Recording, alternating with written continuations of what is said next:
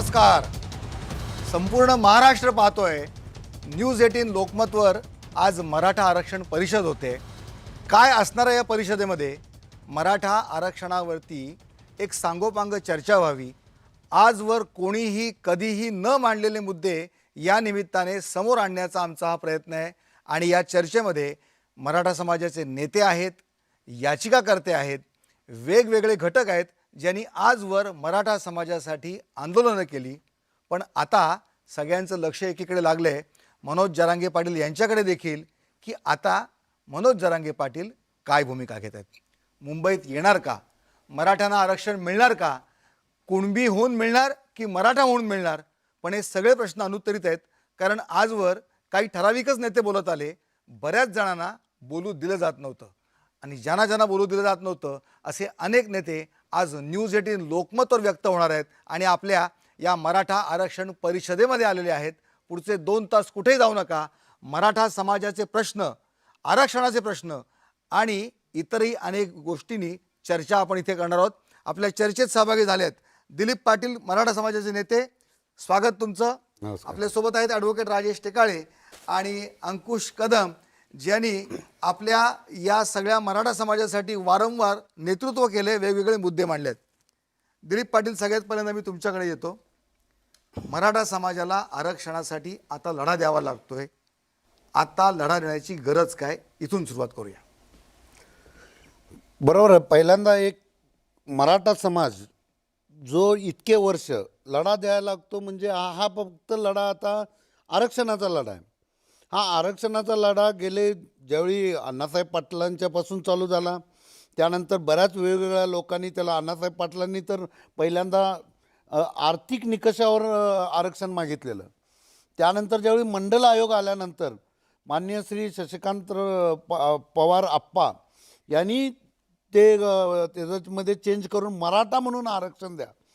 तर आत्ता जे काय नवीन झालं, ज्यावेळी आपले 57 मोर्चे निघाले, 58 मोर्चे निघाले, त्यावेळी मराठा म्हणून आपण आरक्षण मागत होतो. आणि मराठा म्हणून आरक्षण मागत असताना बऱ्याच वेळा आपल्या मराठा समाजातल्या नेत्यांनी एक भूमिका मांडली की हे आरक्षण देत असताना आम्हाला आमचं एक वेगळं आरक्षण द्या. एक वेगळं आरक्षण असं पाहिजे की ज्यामुळं कुणाला धक्का लागला नाही पाहिजे. मराठा म्हणून द्या, मराठा म्हणूनच द्या. आत्तापर्यंतच्या सर्वच नेत्यांनी किंवा इतक्या वर्षाची मराठा चळवळ ही मराठा म्हणून आरक्षणची चालू आहे. कारण कुणबी जे आपण म्हणतो ना, जे आता जे थोडंफार जे कुणबी यायला लागलं आहे, कारण कुणबी पहिल्यापासून आरक्षणात आहेत. कुणब्यांना आरक्षणाची गरज नाही. कुणब्यांचं मागासले पण पूर्वीच सिद्ध झालं आहे. त्यामुळं कुणब्यांसाठी कुठल्याही कोर्टामध्ये केस नाही, काही नाही. तुम्ही कुणबी जर सर्टिफिकेट आलं तर तुम्हाला आरक्षण ऑटोमॅटिक मिळतं आहे. त्यासाठी कुठला लढा किंवा काही द्यायची गरज नाही. लढा द्यायची गरज आहे की मराठा समाज जो आरक्षणापासून वंचित आहे त्या समाजाला आरक्षणाची गरज आहे. बरं. आणि गरजवंत ज्याला आपण म्हणतो ते गरजवंत हे प्रत्येक ठिकाणी आहेत. जसे कुणबीमध्ये आहेत तसे मराठा समाजात पण गरजवंत आहेत, गरीब झालेले आहेत. त्यामुळं मराठा समाजातल्या गरीब विद्यार्थ्यांना देखील म्हणजे युवकांना आरक्षणाची गरज आहे. त्याचबरोबर कुणबीची, आम्ही कुणबी आरक्षणाला विरोध करतच नाही. जरांगेंच्या विचाराची आम्ही एका बाजूला आहे. खरं लढा पाहिजे हा मराठा आरक्षण चालवणार आहे. बरं बरं, नक्कीच. पण कायदा काय सांगतो? आतापर्यंत आरक्षण कायदेशीरदृष्ट्या का नाही मिळालं? एक तर मराठा समाजाला आरक्षण हवं यासाठी अण्णासाहेब पाटलांनी लढा बांधला. त्याच्यानंतर मेटे साहेबांनी याच्यामध्ये मोठ्या प्रमाणामध्ये आंदोलन केलं. पण मराठा म्हणून मराठा समाजाला आरक्षण मिळावं याच्यासाठी जी मागणी होती त्याला 2014मध्ये नारायण राणे समितीच्या माध्यमातून तो एक अहवाल आला आणि मराठा समाजाला पहिल्या प्रथम आरक्षण देण्याचा कायदा झाला. पण तो कायदा करत असताना इतरांच्या आरक्षणाला धक्का न लावता ही जी टर्म डेव्हलप झाली तीच मुळात बेकायदेशीर आहे. कारण आरक्षण दिलं जातं हे ओबीसी म्हणूनच दिलं जातं. मराठा म्हणून असं वेगळं आरक्षण देता येत नाही. तरीसुद्धा 14मध्ये ते दिलं गेलं आणि ते कोर्टामध्ये 1 महिनाही टिकलं नाही. लगेच ते स्क्वॅश अँड सेट असाइड झालं आणि त्याला स्थगिती मिळाल्यामुळं नंतर देवेंद्र फडणवीस साहेबांनी परत त्याचा रिव्ह्यू घेण्याचा प्रयत्न केला. देवेंद्र फडणवीस साहेबांनी बॅकवर्ड क्लास कमिशनचा रिपोर्ट घेऊन पुन्हा परत नवीन कायदा 18मध्ये केला आणि बॅकवर्ड क्लास कमिशनच्या रिपोर्टनी हे सांगितलं की मराठा हा सोशली आणि एज्युकेशनली आणि इकॉनॉमिकली बॅकवर्ड आहे. याचा क्वांटिफायबल डेटा सगळ्यात प्रथम 18च्या कायद्यामध्ये आला, पण तरीही देत असताना ओबीसीच्या बाहेरचं आरक्षण, वेगळा क्लास करून दिलेलं आरक्षण हे कितपत टिकेल ह्याची शंका पहिल्यापासूनच होती. पण तरीसुद्धा मुंबई हायकोर्टमध्ये आम्ही तिथं प्रयत्न केले, ते आरक्षण टिकवण्याचा सगळ्यांनी मिळून प्रयत्न केला आणि ते टिकलं सुद्धा. पण सुप्रीम कोर्टाने ते आरक्षण घालविण्याकरता इंदिरा साहनीमध्ये, म्हणजे इंदिरा साहनी जे एक लँडमार्क जजमेंट आहे त्याच्यामध्ये जे रेशो दिलेला आहे की सोशल एज्युकेशनल इकॉनॉमिकल बॅकवर्डनेस असला पाहिजे, हे हा जो काही रेशो आहे तो, आणि इनॲडिक्वेसी ऑफ पर्सेंटेज हे मोजताना 100%मधूनच मोजलेलं आहे. When you talk about percentage 100%मधूनच मोजलं जातं. पण सुप्रीम कोर्टाने मराठा आरक्षणाच्या केसला डील करताना त्यांनी हा फॉर्म्युला, नवीन फॉर्म्युला तयार केला. त्यांनी सांगितलं की 50%मधून त्यांचा बॅकवर्डनेस तपासला पाहिजे. हा नवीन रेशो हे का सुप्रीम कोर्टाने असं का झालं म्हणजे? जयश्रीच्या केसमध्ये निर्माण केला, आणि हा नवीन रेशो निर्माण केल्यामुळं 2018चा कायदा रद्द झाला. म्हणजे 5 मे 21चं जे जजमेंट आहे त्याच्यामध्ये हे नवीन रेशो त्यांनी निर्माण केला. आणि नेमकं आम्ही ह्याच मुद्द्यावरती आज क्युरेटिव्ह पिटिशनच्या माध्यमातून बोट ठेवलेला आहे की हा नवीन रेशो, इंदिरा साहनीचं जे जजमेंट आहे ते 9 जजेसचं जजमेंट आहे, आणि 5 जजेसनी सांगितलं की 50%मधून मोजा बॅकवर्डनेस. मग 5 जजेसचं जजमेंट बाइंडिंग राहील की 9 जजेसचं बाइंडिंग राहील? आता क्युरेटिव्ह पिटिशन काय होणार? हाच मुद्दा आम्ही क्युरेटिव्हमध्ये मांडलेला आहे. कारण की क्युरेटिव्ह पिटिशन कधी मेंटेनेबल होतं? आता सुप्रीम कोर्टच्या बेंचचं, एक 5 जजेसच्या बेंचचं जजमेंट आहे ज्याच्यामध्ये आपल्याला errant apparent on face of the record, म्हणजे ते जजमेंट चुकीचं आहे हे सुप्रीम कोर्टाला आपल्याला परत सांगायचं की तुम्ही दिलेलं जजमेंट चुकीचं आहे. मग कुठल्या आधारे? त्याच्यासाठी हा महत्त्वाचा मुद्दा आहे. अंकुश, मी आपल्याकडे येतो. बरेच 2 मुद्दे महत्त्वाचे ह्यांच्याकडून पण आले की मराठा समाजाला मराठा म्हणून आरक्षण हवं आहे, कुणबी आरक्षण आधी होतंच, मग हा लढा कशासाठी? नक्कीच 2 याच्यामध्ये भाग आहेत की जसं आता ॲडव्होकेट साहेबांनी सांगितलं की कायदा हा महत्त्वाचा आहे, आणि मराठा समाजांच्या तरुणामध्ये एक प्रचंड भावना आहे, आक्रोश आहे की इतके वर्ष आमच्यावरती सलग अन्याय झालेला आहे, आणि अन्याय करणारे हे आमचेच लोक होते, परंतु कायदा आणि भावना ह्याच्यात कुठंतरी मराठा समाजाचे तरुण गफलत करत आहेत, आणि ती झाली नाही पाहिजे. त्यासाठी एक महत्त्वाचा मुद्दा, आता ज्या पद्धतीनं म्हटलं की आरक्षण हे ओबीसीमधूनच भेटू शकतं, वेगळा प्रवर्ग करून आरक्षण भेटू शकत नाही आहे. मग नक्की काय करायला पाहिजे? तर तुम्ही पहिलं म्हणजे ओबीसीमधून जरी आरक्षण भेटायचं असेल तरी तुम्हाला सामाजिक मागासलेपण सिद्ध करावं लागेल, आणि ते सामाजिक मागासलेपण सिद्ध नसेल तर तुम्ही कुठल्याही प्रकारे आरक्षण घेऊ शकत नाही. आज जे चाललेलं आहे आरक्षणाच्या मागणी वगैरे, ह्या ठीक आहे, आम्हाला ज्या कुठल्या मार्गाने भेटेल त्या मार्गाने आमच्या समाज बांधवांना न्याय मिळावा ही न्यायिक मागणी आहे, परंतु ते किती टिकेल, किती टिकणार नाही. जसं आज आपण पाहिलं की 100च्या सरासरीने आमची प्रत्येक गोष्टीची जनगणना केली जाते किंवा हे केली जाते. आज आमचा क्राईट पकडला की 48 प्रमाणे तुम्हाला एवढ्या पद्धतीनं हे केलं जातं. आज खऱ्या अर्थानं मराठा समाजाला जर का आरक्षण पाहिजे असेल तर ते सामाजिक, मग आज कुणबी सर्टिफिकेट असू द्या किंवा इतर असू द्या, याच्यामध्ये 2 प्रकारचे लोक समोर यायला घाबरत आहेत की समाजाची लोकभावना. आणि आज मी मनोज जरांगे पाटील साहेबांना काय ज्यावेळी सांगायला घाबरतात लोक की नक्की आरक्षण कशा पद्धतीने भेटणार, जर का आपण ते रोखठोक सांगितलं तर कुठंतरी समाजाच्या भावना दुखावल्या जातील का? म्हणजे मनोज जरांगे जे सांगतायत ते सगळं सत्य नाही असं तुमचा आरोप आहे? नाही, अजिबात असं नाही म्हणत आहे, पण त्याच्या पलीकडे जाऊन पण आरक्षणाच्या महत्त्वाच्या गोष्टी येतात, त्या पण समाजानं मान्य केल्या पाहिजेत.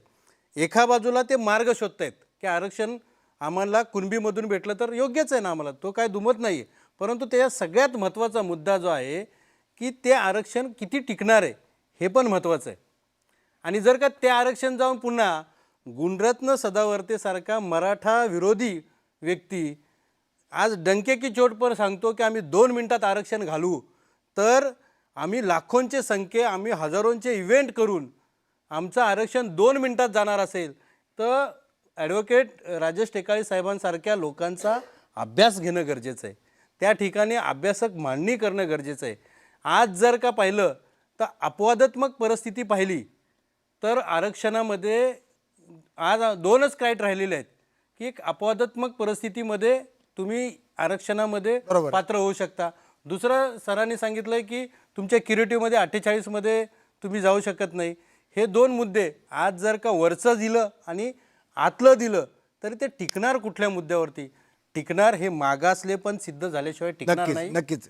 राजेशजींना काय सांगायचं? याच्यामध्ये काय झालंय, 5 मे 21ला मराठा आरक्षणाचा सुप्रीम कोर्टाचा निर्णय आल्यानंतर मराठ्यांना आरक्षणच मिळण्याचे मार्ग बंद झालेले आहेत. सुप्रीम कोर्टाचा निर्णय आपल्या देशामध्ये आर्टिकल 141 नुसार बंधनकारक आहे. म्हणजे मराठा म्हणून मराठ्यांना आरक्षण देण्याचा मार्ग आज आहे का? तर सुप्रीम कोर्टाचं क्युरेटिव्ह पिटिशन त्याचा आन्सर आहे. जर क्युरेटिव्ह पिटिशनचं चान्सेस किती आहेत? क्युरेटिव्ह पिटिशनचे चान्सेस आहेत 0.1%, म्हणजे फार कमी आहे. पण त्याच्यासाठी आपण मुद्दे दिलेले आहेत. पण मग जरांगे पाटलांनी जो एक मधला मार्ग काढलेला आहे की ज्या मराठ्यांचे कुणबी लोकांशी रोटीबटी व्यवहार आहेत अशांच्या जुन्या नोंदी जर कुणबीच्या सापडत आहेत. कारण काय, 1885ची जर तुम्ही जनगणना पाहिली, 1885च्या जनगणनेमध्ये कुणबी मोठ्या प्रमाणात आहे. 1901 मध्ये अरुण शौरीचं त्याच्यावर पुस्तक आहे. अरुण शौरींनी सांगितलं की मराठा कास्टचं पर्सेंटेज कितीने वाढलंय, तर 375% मराठा कास्ट वाढली आहे 1885 ते 1901 मध्ये. म्हणजे बॅकवर्डनेस पासून दूर गेलेला समाज आहे हा मराठा क्लेम करणारा. तो सांगत नाही की आम्ही बॅकवर्ड आहे म्हणून. आणि त्याचं प्रमाण पुढे 30 मध्ये आणखीन वाढलेलं आहे. म्हणजे हे लोक पूर्वी कुणबीच होते. आणि किशोर चव्हाणांनी एक पिटिशन टाकली होती औरंगाबाद हायकोर्टमध्ये की मराठवाड्यातले जे लोक आहेत, कारण महाराष्ट्रामध्ये कुणबीच्या ज्या नोंदी सापडतात त्या विदर्भामध्ये सापडतात, खानदेशमध्ये सापडतात, नाशिकमध्ये सापडतात, पश्चिम महाराष्ट्रात सापडतात. पण मराठवाड्याचा एक असा भाग आहे ज्या ठिकाणी कुणबी नोंद सापडत नाही. कुणबी प्रमाणपत्र मराठवाड्यामध्ये किती दिली गेली आत्तापर्यंत? तर केवळ एक सर्टिफिकेट दिलं होतं. पण मनोज जरांगेंच्या आंदोलनानंतर आज जवळपास 50-60 हजार निजामकालीन नोंदी सापडल्यात. त्या एका नोंदीतून किमान 20 लोक तरी ॲड होतील. म्हणजे मराठवाड्यामध्ये नोंदीच मुळात कमी सापडल्यात. पण त्या माध्यमातून आरक्षणाचा मराठवाड्यातला जो मार्ग आहे कुणबीचा, तो ओपन झालेला आहे. तो पूर्वी नव्हता. हे मनोज जरांगे पाटलांच्या आंदोलनाचं यश आहे. बरं, दिलीप पाटील, मराठा समाज मागास आहे हे सिद्ध करणं का कठीण जाते? महत्त्वाचं एक लक्षात घेतलं पाहिजे. म्हणजे टेकाळे साहेब म्हणले, आमच्या अंकुशराव पण म्हणले की पहिलं आपण माइंडमध्ये ठरवलं पाहिजे की आपण मराठा समाज आणि मराठा आरक्षणसाठी ही चळवळ आहे. लक्षात घ्या, कुणबींना पूर्वीपासून आरक्षण आहे. आता काही लोकांचं असं आर्ग्युमेंट आहे की कुणबी पहिला होतं, मराठा एक मराठा कुणबी प्रांतवाचक शब्द आहे, असं तसं नाही. एक लक्षात घ्या, हे हजारो, म्हणजे मी तर आपल्याला इतिहासातलं जर सांगायचं म्हटलं तर 6व्या शतकापासून ताम्रपट आणि शिलालेखमध्ये मराठ्यांचा उल्लेख आहे. अगदी चालुक्यांपासून मराठ्यांचा उल्लेख आहे. त्यामुळे महाराष्ट्रातला क्षत्रिय समाज म्हणजे मराठा, म्हणजे शेकडो वर्षाचा, हजारो वर्षाचं पासूनचा मराठा हा समाज आहे. आणि कुणबी जे म्हटलं जातं की कुणबी एक शेतकरी, कारण नवीन नोंदी जर बघितलं तर मारवाडी कुणबी मिळाले तुम्हाला, गुजराती कुणबी मिळाले, वाणी कुणबी मिळाले, सगळे म्हणजे कुणबी हा एक व्यवसायातनं झालेला हे आहे. मागासला कुणबी आहे का? तर नक्कीच आहे. कारण कुणबी हा शेती करत होता आणि शेतीच्या नंतरच्या प्रॉब्लेम आले. मराठ्यांचं मागासले पण अवघड का जातं याचं मी आपल्याला एक उत्तर सांगतो की मराठा हा क्षत्रिय मराठा हा लढवय्या होता. आणि ज्यावेळी छत्रपतींच्या काळात किंवा त्याच्या आधीच्या काळात, नंतर काळात युद्धावर जायचं, ज्यावेळी शौर्य गाजवलं जायचं, त्यावेळी सैनिक लोकांना किंवा अशा ह्या लोकांना मोठमोठ्या इनाम म्हणून प्रकरण वतनं मिळायची. त्यामुळं ते वतनं जमिनीच्या रूपात पण होती आणि त्याचबरोबर एक सामाजिक प्रतिष्ठा होती. अगदी बरोबर आहे. सामाजिक प्रतिष्ठा काय म्हटलं जायचं की हा एक मराठा आहे आणि तो काय म्हणतात सर्वशक्तिमान आहे. तर तीच प्रतिष्ठा आज आपल्याला अडचणीचं ठरते. लक्षात घ्या, म्हणजे तुम्ही सामाजिक, मी आता आणखीन एक सांगतो की तुम्ही जर सामाजिक मागासले पण सांगता आणि त्यावर जे काय सगळ्या जातीचं ओबीसीचं बघा, आम्हाला सांगितलं मराठ्यांना तुम्ही सामाजिक मागासले पण प्रूव्ह करा. खरंच हे सामाजिक मागासले पण दूर करण्यासाठीचे जे काही सरकार जे उचलतं ते आर्थिक आहेत. म्हणजे नोकरी आर्थिक आहे, त्यांना सवलती देणे, फी सवलत वगैरे आर्थिक आहे. म्हणजे सामाजिक मागासले पण दूर करायसाठी आरक्षण दिलं जातं. खरं त्याच्या सगळ्या तरतुदी ह्या आर्थिक आहेत. म्हणजे एक लक्षात घ्या, आत्ताचे जे क्रायटेरिया आहेत म्हणजे जुने क्रायटेरिया ज्या होत्या, म्हणजे जसं जे सांगितलं की अस्पृश्यता बघायला पाहिजे, पंक्तीचं बघायला पाहिजे, पाणवट्यावर एक या निकषामध्ये आपण बसत नाही. 100%. कारण काय झालं, आता अस्पृश्यता संपली, पाणवटे नाही आहेत, प्रत्येकाच्या न चावी येते. त्यानंतर पंगत तर आता कोण विचारतच नाही आहे. मी अंकुशराव येतो तुमच्याकडे. हा खूप महत्वाचा मुद्दा आहे. नाही. जे निकष आपण ठरवलेत हे निकष कधीचे आहेत? ते निकष नाही आहेत. बॅकवर्डनेसचे जे निकष आहेत त्याच्यामध्ये तुमच्या घरामध्ये शिक्षणाचं प्रमाण किती आहे, तुमचं राहतं घर कशा पद्धतीचं आहे, तुम्हाला पाणी घरी आहे का की बाहेर आणायला जावं लागतंय, महिला काम करतात का, महिलांचं शिक्षणाचं प्रमाण किती आहे आणि त्याचं स्टेट ॲव्हरेजपासून ते प्रमाण किती कमी आहे, त्याच्यानुसार आज बॅकवर्डनेस ठरवला जातो. कारण मंडल आयोगाचे जे ह्या निकष आहेत, निकषात कोणी खरं उतरणार याच्यामध्ये नाही. आहे ना, मराठा समाज बॅकवर्ड ठरला ना, मराठा समाज बॅकवर्ड ठरला. पण तो पुढे टिकला नाही ना. तो सुप्रीम कोर्टाने चुकीच्या पद्धतीने, माझं असं मत आहे बरं का. पण अहो आता आपण हे सुप्रीम चर्चेच्या आज- आज माध्यमातून ह्याच- आपणच एक्सपोज करतोय. आज आपण तेच एक्सपोज करतोय की मराठा समाज बॅकवर्ड आहे, मागास आहे, तरी सुद्धा आरक्षणापासून वंचित आहे. आपल्याला डोळ्यात दिसतंय ना, आपल्याला डोळ्यात दिसतंय की गरीब मराठ्यांची मुलं ज्यांना गुणवत्ता असूनही शिक्षणामध्ये त्यांना जे हवं ते मिळत नाहीये. बरोबर आहे. त्याच्यामध्ये त्याच्यामुळे आरक्षणापासून वंचित केलेला समाज आहे हा. म्हणजे बॅकवर्ड तर आहे, पण आरक्षणापासून सुप्रीम कोर्टाच्या निर्णयामुळे आज तो वंचित झालाय. म्हणजे मराठा समाज फॉरवर्ड नसल्यामुळे त्यांचे जे प्रॉब्लेम आहेत त्याची ग्रॅव्हिटी आता आरक्षण नसल्यामुळे वाढत गेलेली आहे. त्याच्याबरोबर 23 मार्चला काय झालं, 23 मार्च 94ला कुठलीही लोकसंख्येची तपासणी न करता एक 16% आरक्षण काही लोकांना वाढीव दिलं गेलं. आता त्याचा इम्पॅक्ट मराठा समाजावरती पण झाला ना. एम्पिरिकल डेटा आणत नाही आपण, हे गोष्टी करतच नाही आपण. चर्चा एक लक्षात घ्या, जर सरकारच्या नोकरीतलं प्रमाण शोधलं तुम्ही तर मराठा समाजाचं प्रमाण केवळ 10% आहे सरकारी नोकरी. लोकसंख्येच्या प्रमाणे. लोकसंख्येचा जर विचार केला 32% मी त्याच्याकडे केवळ येतोच 10%. आहे. तो माझा पुढचा मुद्दा असणारच आहे की आरक्षणासाठी हा जो लढतोय आपण, हा लढा मिळाला, एकच लढा मिळाला, लढा केला, सगळं मिळवलं, त्याच्यानंतर मिळणार काय आपल्याला? नोकऱ्या, सरकारी नोकऱ्या आहेत का? हा तर पुढचा मुद्दा आहे. आता महत्त्वाचं असं आहे की एक लक्षात घ्या, आपण सर्वजण आपण एका याच्यावर तर सहमत आहोत की कुणबीमधले जे गरजवंत आहेत आणि ज्यांना कुणबीयांचं शक्य आहे सर्टिफिकेट ते मिळणार आणि त्याबद्दल आपण त्यांना पाठिंबा देतोच. खरं त्याचबरोबर गेल्या महिन्यात 2 महिन्यात आपल्या या मराठा लढ्यात ना मागासवर्गीय आयोगाच्या रिपोर्टला आपण कसे उत्तर द्यायला पाहिजे यावर चर्चा झाली का? नाही झाली. मराठा आरक्षणासाठी नवीन काय जे काही सर्वे करणार आहेत त्यासाठी काही चर्चा काही नाही झाली.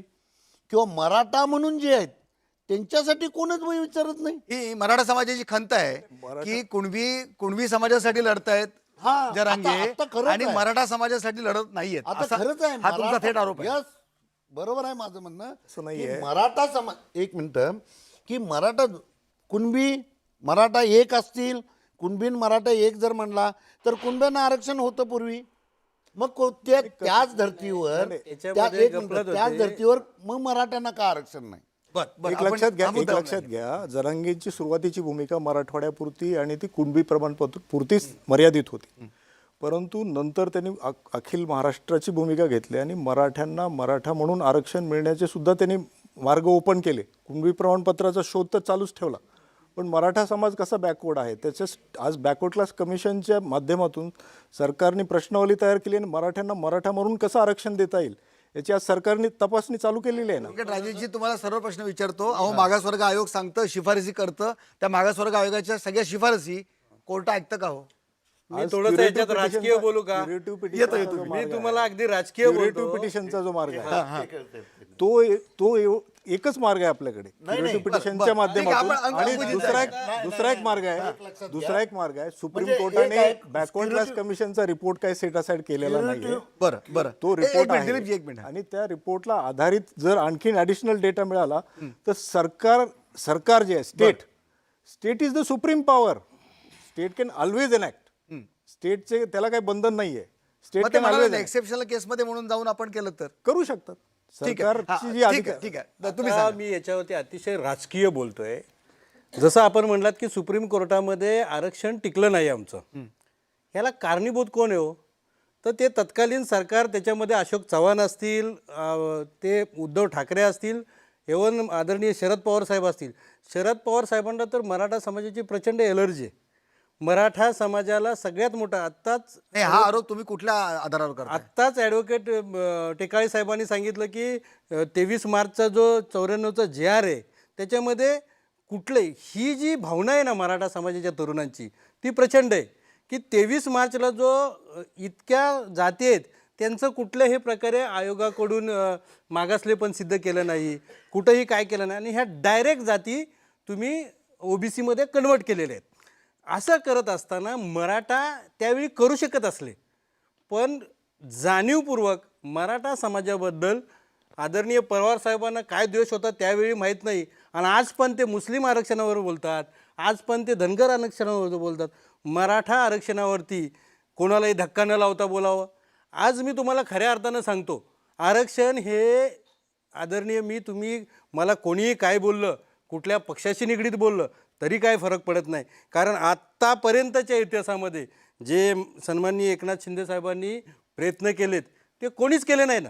बरं. आणि आज जर का तसं असेल तर मी तुम्हाला सांगतो आरक्षणाच्या बाबतीत पवार साहेबांनी ह्या सगळ्या प्रक्रियेमध्ये काय योगदान दिलेलं आहे. तर ज्या पद्धतीनं आज तुम्हाला सांगतो 1 वर्ष झालं नाही आहे आपल्या याची मुलं होते पदोन्नती मधली मुलं होती याच्यातली जवळजवळ 4,500 क्लास 1 क्लास 2 अधिकारी संभाजीराजे यांनी उपोषण केलं आणि 4,000. मग हे कोण करू शकत होतं? अशोक चव्हाण आणि उद्धव ठाकरे करू शकत होते ना, शरद पवार साहेब करू शकत होते ना. त्यांना कुठलं आज पण ती शासकीय सेवेमध्ये आलीत मुलं. हे का नाही केलं? तर ह्यांची मानसिकता नाही.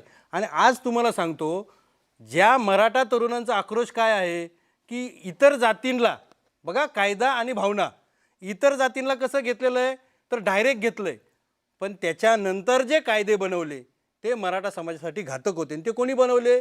त्या वेळच्या तत्कालीन सरकारने बनवले होते. मग ते हाच आरोप छगन भुजबळ देखील करतायत की जेव्हा त्यांना ओबीसीना जेव्हा आरक्षणाचे हो, मला या ठिकाणी छगन भुजबळांना आम्ही रोखठोक सांगितलंय की तुम्ही कसे निवडून येत आहे ते आम्ही बघतोच, पण त्याच्या पुढे जाऊन सांगतो तुम्हाला की छगन भुजबळ शरद पवार साहेबांनी काय केलं बघा. मराठा समाजाचा अतिशय सिस्टमॅटिक घात केलेला आहे.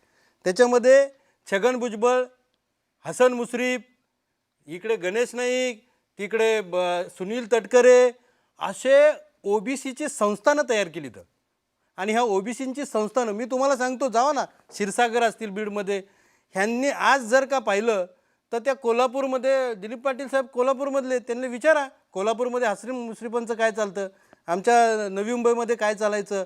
आज रायगडमध्ये एक पान आलं. तुम्ही लोकशाही संपवून संस्थानं तयार केली आणि ते फक्त नावाला मराठ्यांचा पक्ष होता आणि तिथं OBCची संस्थानं तयार करून एका बाजूला दाखवायचं मी मराठ्यांचा आहे आणि OBCला तर पूर्णपणे कुरवळायचं. म्हणजे काय केलं? मराठा समाजाचा एक सिस्टमॅटिक घात करण्याचा. बरं, या तुमच्या आरोपावर आपण प्रतिक्रिया त्यांच्याकडून घेऊयाच. दिलीप पाटील, तुम्हाला सांगायचं होतं काय? हां, मला महत्त्वाचं सांगायचं असं आहे की आत्ताची जी मुवमेंट आहे, आपण जर का उदाहरणच जर द्यायचं म्हटलं तर राम मंदिर बांधायला लागलं ना, मग रामाची मूर्ती पाहिजे की. आता काय आहे, मराठा आरक्षण म्हटलं मराठ्यांचं पाहिजे ना. मराठ्यांचे प्रश्न एक लक्षात घ्या की मराठ्यांचे प्रश्न नाही भरपूर आहेत मराठा समाजामध्ये. मी सांगतो लक्षात घ्या की मराठा समाजामध्ये गरीब आहेत. मराठा समाजातल्या लोकांनी मला सांगा ग्राउंड रियालिटी काय मराठा समाजाचे जातीवंत आत्ताचे प्रश्न सांगा. आत्ता जर प्रश्न म्हटला तर शेती, जर शेतीचं जे आहे ते प्रमाण कमी आलं. आमच्याकडे पूर्वी 400, 500, 700 एकर जमिनी होत्या. तुमचं लँड सिलिंग आलं. पहिल्यांदा संस्थानं बरखास्त केली. आमची जमिनी सगळ्या मोठ्या मोठ्या जमिनी गेले, आमची संस्थानं गेलं. ठीक आहे, ॲक्सेप्ट, कारण त्यावेळी राजेशाही गेली. खरं लँड सिलिंग आणलं ती कुणाच्या डोक्यावर बसवलं? फक्त मराठा समाजाच्या. जर बघितलं तर लँड सिलिंगमध्ये आमच्या जमिनी 16 एकर बागायत आणि 52 एकर जिराईत. आणि त्यानंतर आज 5वी पिढी आहे. आज गुंठ्यावर जमिनी आल्या, पिकत नाहीत. दुसरी गोष्ट, महाराष्ट्रातले जेवढी धरणं बांधली गेली, रस्ते बांधले गेले, जेवढे डेव्हलपमेंट जे झाली महाराष्ट्राची, त्याच्यामध्ये कवडी मोल भावात म्हणजे रुपया एकर आणि अशा भावात मराठा समाजाच्या 70% लोकांच्या जमिनी गेल्या. तुम्ही हे जे मुद्दे आता मांडताय मग हे आजवर समोर का नाही आले कोणी? आत्ताच प्रश्न तोच आहे की जे मराठा समाजाचे जे बोलायला पाहिजे ना आपण. एक लक्षात घ्या, आज टेकाळे सर जे मगापासून सप्टेंबर पासून जरांगे पाटील एवढं आंदोलन उभं करतायत, हजारो लाखोंची गर्दी त्यांच्या सभाला येते आणि तुम्ही म्हणता की मराठा समाज त्यांच्या पाठीशी नाही. अहो मराठा समाज त्यांच्या मला या पाठीशी आहे. ठिकाणी- माझं तेच म्हणणं आहे की जरांगे पाटलांना पण माझं असं म्हणणं आहे की तुमच्या बरोबरची जी टीम असते, एक लक्षात घ्या, सर्वज्ञ कोणी नसतो, ना मी आहे किंवा ना हे आहेत किंवा आपण कुठल्या गोष्टीत आहे, तर प्रत्येकाकडे टीम लागते. टीम पाहिजे, वकील पाहिजेत, तुमच्याकडं स्ट्रॅटेजी करणारे लोक पाहिजेत, त्यानंतर विचारवंत पाहिजेत. कारण लक्षात घ्या, कारण छत्रपती शिवाजी महाराजांनी पण अष्टप्रधान मंडळ स्थापन केलेलं, म्हणजे विविध याच्यात जर तुमचा एक लक्षात घ्या, पहिल्यांदा सरसकट कुणबी टेकाळे साहेब टिकला असतं कोर्टात, नाही. आता नवीन जे काय म्हणतात की सगळे सोयरे, सगळ्या सोयऱ्याचं डेफिनेशन मला कोणीही या महाराष्ट्रातला दाखवायचं की हे सगळे सोयऱ्याचं डेफिनेशन हे आहे म्हणून, कुठेही डेफिनेशन नाही. पण विचारू नये ना विचारा. काय माहिती आहे सगळे का? सगळं डेफिनेशन काही ज्या जाती आहेत त्यांच्या जातींचे रेकॉर्ड सापडत नाहीत. अशा लोकांसाठी शासकीय रूल आहे, त्यांना कास्ट व्हॅलिडिटी सर्टिफिकेट किंवा कास्ट सर्टिफिकेट देत असताना त्यांची ग्रह चौकशी किंवा समाज चौकशी केली जाते. आता ग्रह चौकशी आणि समाज चौकशी म्हणजे काय आहे की हा माणूस या फलाण्या जातीचा आहे का, किंवा याचे कोण रिलेटिव्ह आहेत, आणि त्या रिलेशनमधून मग त्याला सर्टिफिकेट दिलं जातं. सगळे सोयरे हे काय आपण नवीन शोधलेलं नाही आहे, that is already there in the rule. आम्ही तुम्हाला काय रूल मध्ये विचारतोय? आहे. नाही नाही, जर टेकाळे साहेब, कैकाडी आणि रूल बाकीच्या काय रूल मध्ये ग्रह चौकशी ग्रह आणि समाज चौकशी आहे ना, चौकशी. समाज चौकशी Blood रूल मध्ये आहे. relation. आणि त्या ब्लड रिलेशन आणि बरं त्याचे त्या कास्टचे लोक असतील त्याचे नातेवाईक, तर त्याला ते दिलं जातं ना, पण मग ही जरांगेची मागणी योग्य आहे का? म्हणजे आता रूल मध्ये बसू शकते ना. कुठला आत्याचा मुलगा बसू शकतो? जर समाज चौकशी हा जर रूल बाकीच्या काही जातींना लागू असेल तर तो कुणबींना लागू करण्यात काय वाईट आहे? यांचा मुद्दा काय आत्याचा मुलगा किंवा मुलीकडच्यांची वंशावळीतून घेऊन हे मुली- चालेल का? आता पितृसत्ताक आणि मात्रसत्ताक. आता बरोबर. पितृसत्ताक मध्ये हायकोर्टाचं जजमेंट आहे की एखादी जर माता असेल आणि तिच्या मुलाला जर जात द्यायची असेल तर तिची कशी संगोपन झालं, त्या जातीत संगोपन झालं का, ह्याच्याविषयी कोर्टाचं जजमेंट आहे. एक मिनिट, आणि टेकाळे त्याप्रमाणे ते साहेब, दिलं टेकाळे जातं. साहेब. पण ॲज रूल नाही आहे. पण जर आपण आज सांगतो की जर एखाद्या महिलेला जात ठरवायचा अधिकार दिला आणि आपण 21व्या शतकाकडे चाललोय तर काय हरकत आहे?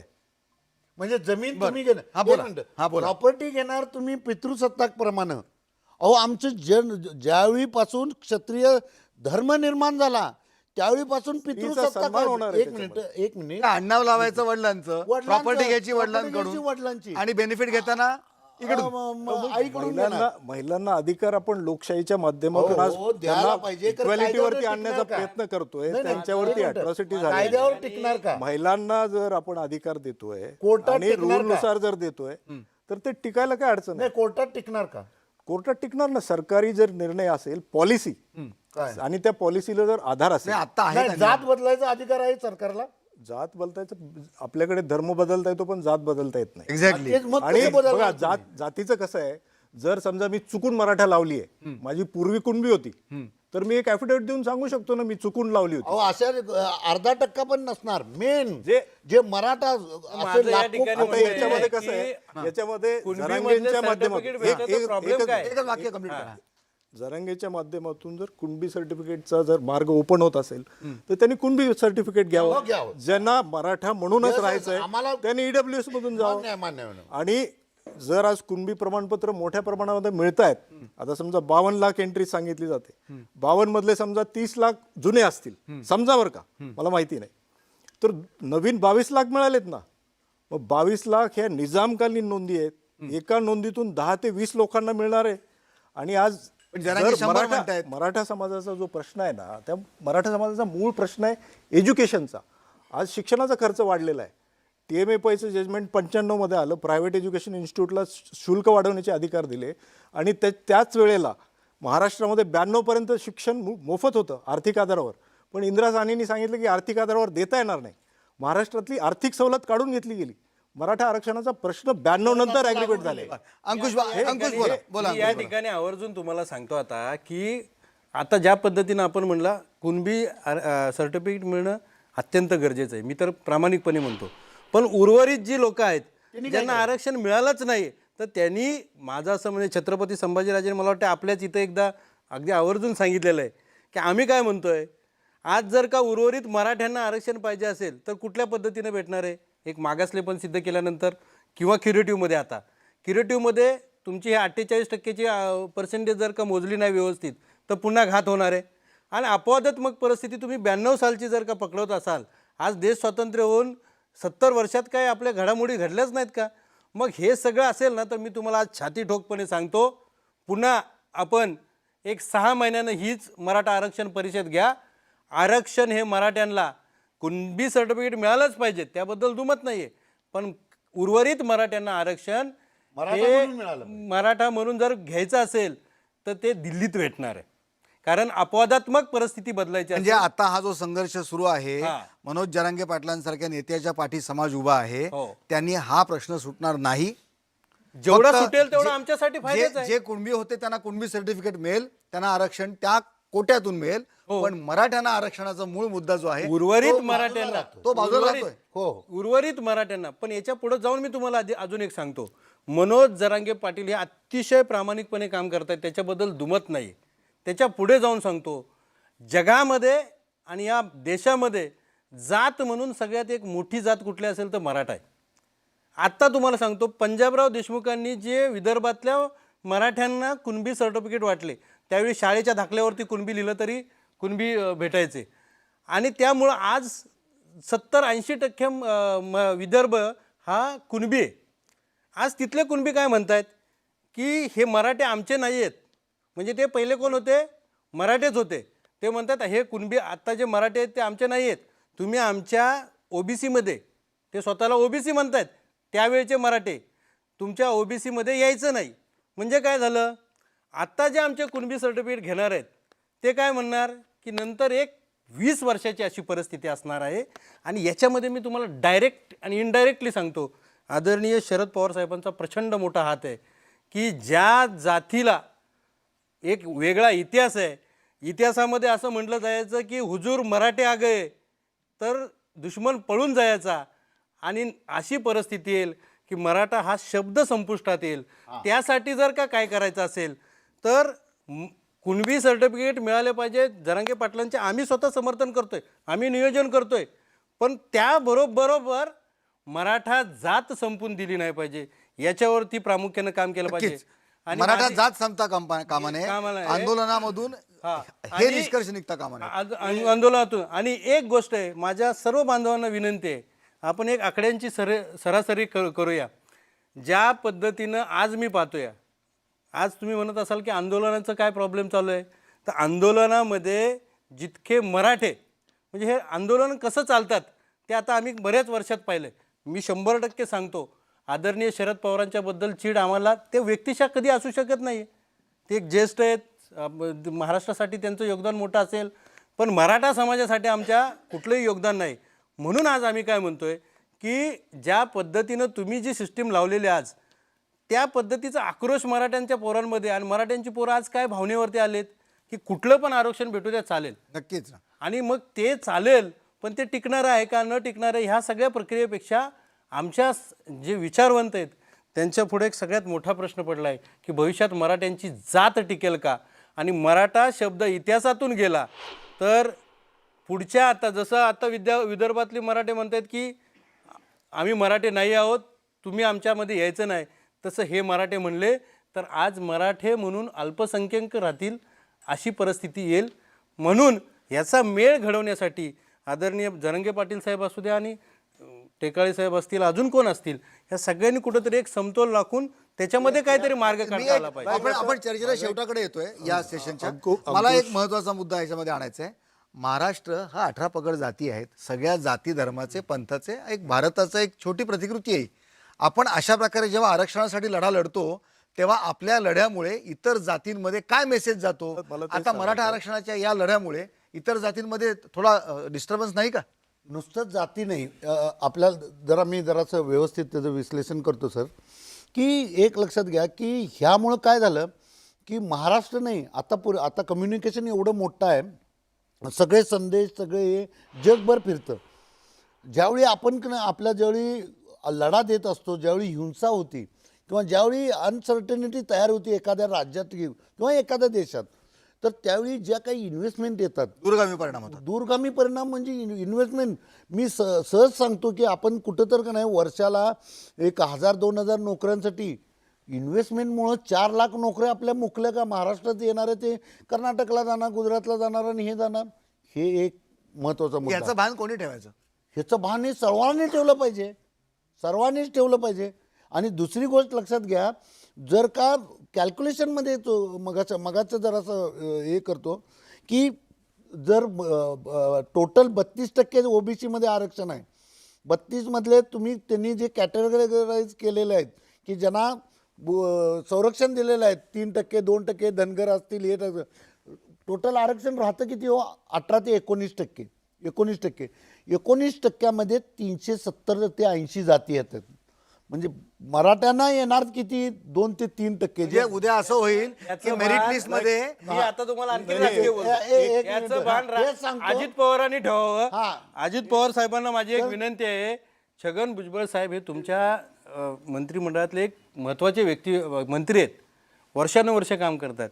आज मराठा समाज त्यांच्या न्याय हक्कासाठी मागतोय ना. आता सांगा, बाबासाहेब आंबेडकरांनी सांगितलं की प्रत्येक 10 वर्षाला जनगणना झाली पाहिजे. ती खरंच झाले का? नाही झाली ना. मग तुमचं राजकारण हे फक्त मराठा दिवशीच असणार आहे का? मग आज जर का छगन भुजबळ एवढ्या द्वेषानं बोलतायत की आमच्या ताटातलं द्यायचं, ताट म्हणजे काय? आज काय होतंय? हे ताट तुम्ही कुणी तयार केलंय का? हे ताट कायद्यानं तयार केलंय आणि त्या कायद्याचा तुम्ही पुरेपूर चुकीचा वापर करून घेतलाय. म्हणून माझं म्हणणं काय आहे, जरांगे पाटील असू द्यात किंवा मग छगन भुजबळ असू द्या, आज जर का खऱ्या अर्थानं न्याय द्यायचा असेल ना, तर केंद्र सरकार न्याय देऊ शकतं. अगदी बरोबर आहे. जनगणना करा. पुन्हा एकदा सांगतो, आरक्षण कुणब्यांना आज आपलं कुणबी सर्टिफिकेट भेटतील, आनंद आहे, आम्ही आनंद उत्सव साजरा करू. पण उर्वरित मराठ्यांना आरक्षण भेटायचं असेल ना, तर ते केंद्रातूनच भेटणार आहे, त्याशिवाय भेटू शकत नाही. बरं, ते काय एक तर अंकुशने जो मुद्दा मांडला, जातीचं जे आपल्या महाराष्ट्राचं फॅब्रिक आहे, त्याला एक छत्रपती शिवाजी महाराजांचा एक बेस आहे. शाहू महाराजांचा वारसा आहे. छत्रपती शिवाजी महाराजांचा विचारधारा आहे. कारण 18 पगड जातींच्या एकत्र करून छत्रपती शिवाजी महाराजांनी या महाराष्ट्रातल्या मावळ्यांना घेऊन या देशातला धर्म टिकवला आहे, या देशातला देव टिकवला आहे. आणि त्या विचारधारेची या महाराष्ट्रामध्ये वेगवेगळ्या जातीत लोक आहेत.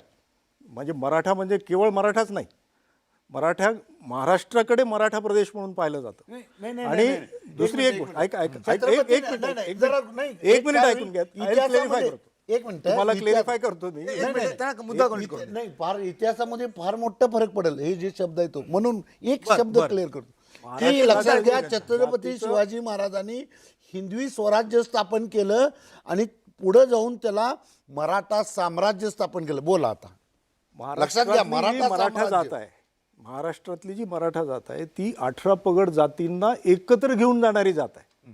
शेतीच्या माध्यमातून 12 बलुतेदार, 18 पगड जाती यांना एकत्र घेऊन जाणारी जात आहे. आणि ती कधीही जातीवरती वागलेली नाही आहे.